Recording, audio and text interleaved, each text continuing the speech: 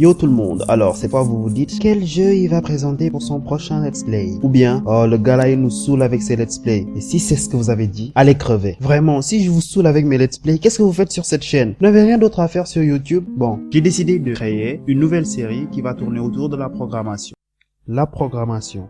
Donc, qu'est-ce que la programmation? Elle est appelée aussi codage. C'est un ensemble d'activités qui permet d'écrire un programme informatique. Dans le cas présent, rédiger un code source. Alors, quand il s'agit de la création d'un logiciel, on parle de développement. Oui, si tu crées un logiciel, tu es un développeur. Et comment rédiger un code source? On a besoin des langages de programmation. Ce qui nous amène à définir qu'est-ce qu'un langage de programmation. Transition de la mort.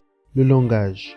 Donc, un langage de programmation est une notation qui permet de faire des algorithmes. Grâce à ça, tu pourras produire un programme informatique. C'est la définition basique. Bon, étant capable de programmer quelques bidules machin truc, il fallait que j'introduise ça. Maintenant, pour parler à l'ordinateur, on a besoin de respecter quelques règles. Les règles de syntaxe, le vocabulaire, la sémantique, l'alphabet, les commentaires et les identifiants. Wikipédia.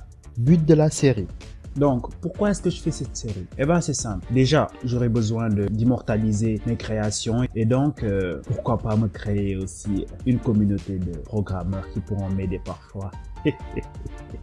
Choix du langage. Donc, on va commencer par les bases. Quelques logiciels de base, quelques applications. Avant d'attaquer la création d'un logiciel, il faut donc choisir quel langage de programmation utiliser. Si vous avez bien suivi, programmation, langage. Bon, les langages de programmation les plus utilisés sont Java, Python, C++, JavaScript, PHP, C#, Ruby, HTML.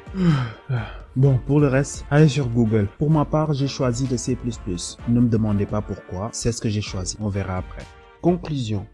Pour le développement des applications, vous verrez par la suite. Chaque série, je vais choisir une application à développer et après, on pourra l'exécuter facilement. On va juste commencer par les bases au début. Tout le monde pourra assister à ça. Ouais, c'est pour toucher le plus grand nombre, pas seulement les développeurs qui mettront par la suite.